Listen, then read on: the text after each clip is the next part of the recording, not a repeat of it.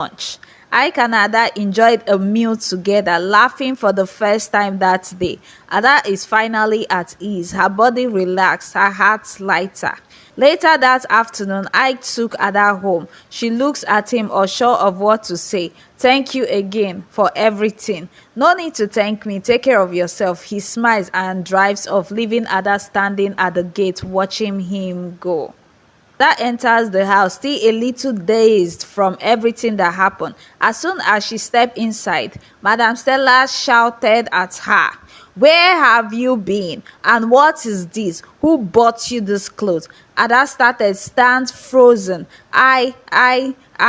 Madam Stella walked towards her. "You went to where? You what? With who? Tell me the truth. Did you sleep with some man to get this clothes?" Ada opened her mouth, but no words came out. "I bet she has been sleeping around. Look at her, all fancy now," Joy said, laughing from the side. Madam Stella slaps Ada across the face. "Get those clothes off now. You don't deserve to wear anything nice." Ada removed the clothes, her hands trembling as she started crying. "Oh, so you are not too good for rags, hmm?" Joy said, laughing. Madam Stella got a belt and began to use it at Ada.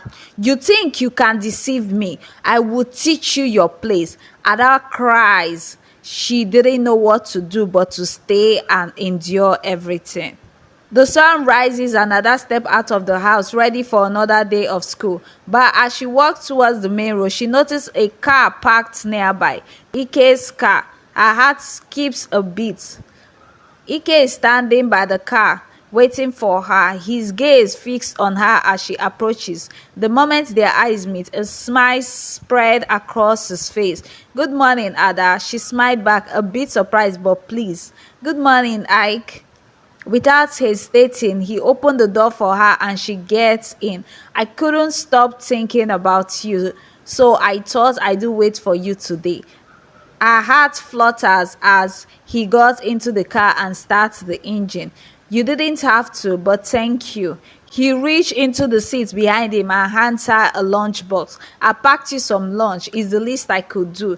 She takes the box from him, her smile growing wider. "You're too kind." As they drive, the both of them fell into an easy conversation, the ride feeling natural, like something they have done for years. But there's a special bond between them now, one that she has never felt before. "I'll pick you up after school too, if you like." She hesitated for a moment. She's not used to this kind of attention, but it feels right.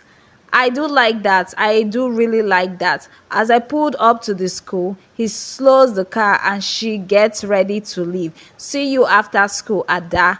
Ada gets out of the car, her heart light, feeling a sense of joy she hasn't felt in a long time. He waves at her as she walked into the school and he drives away, his mind focused on her. After school, he was already waiting for her, just as he promised. He takes her home, ensuring no one sees them together. Each day, this secret ride becomes their private moment, one they both cherish. Inside the car, his gaze never leaves her. "I hope you're enjoying this as much as I am."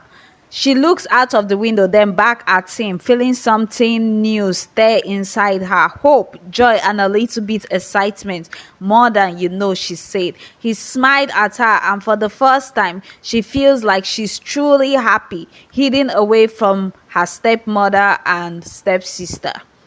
For weeks, Ike and Ada bonds grew stronger, but it remains a secret from her stepmother. He picks her up from school every day, driving her to quiet cafes, beautiful parks, and private spots where they will be themselves, free from everybody. Their dates are always secret, and she feels like she's finally living a life full of happiness, something she never experienced before.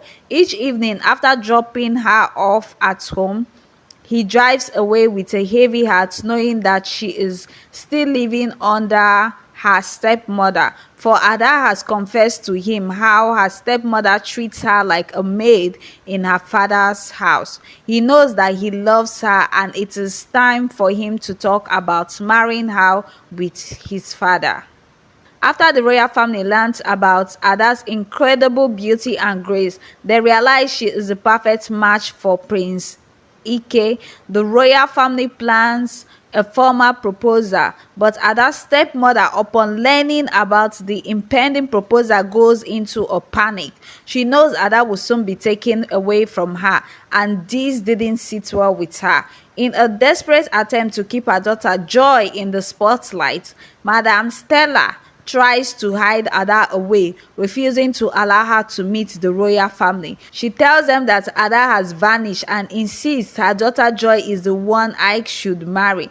But Ike, already deeply in love with Ada and familiar with her kindness, soon sees through the lie. I know Ada well. She is the one I want to marry. Make sure you bring her, or else you will get it hot from the palace, he said. The royal family is shocked by Ike's declaration, but the prince insisted. He knows Ada better than anyone else, and nothing will stop him from marrying the girl he loves. The royal wedding between Ada and Prince Ike became the talk of the town. The entire country is buzzing with excitement over the prince's choice of bride. Ada, dressed in an elegant traditional attire, glows with happiness. Ike, standing beside her, can't take his eyes off her. The wedding ceremony was grand, attended by royal guests and villagers.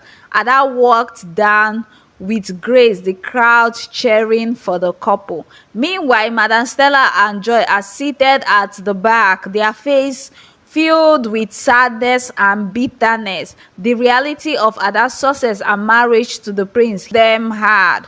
Joy crying bitterly, unable to accept the fact that Ada has become the queen-to-be. Madam Stella, feeling sadness, watches as Ada and Ike exchange marriage vow, her heart filled with jealousy. As Ike and Ada kiss, sealing their vows, the crowd erupts in applause, and Ada finally feels like she's truly free from everything of her past. After the wedding reception, Ike and Ada retire to their private room. The atmosphere is intimate, glows of candles lighting the room. Ada is nervous, but Ike's gentle presence calms her. They shared a quiet moment, speaking softly about their future together. Tonight we start our new life, he said. Ada, feeling safe and cherished for the first time in her life, smiles. He leaned in softly and kissed her, his hand tender as they explore the bond they have both yearned for. The romance between them is electric, full of love and passion. In the moments of their private world, Ada and Ike shared their first night together as husband and wife, a night filled with tenderness, trust, and a love that will last forever. And so please subscribe to my channel, like this video, drop your comments, and please subscribe. Thank you. Till the next one. Bye.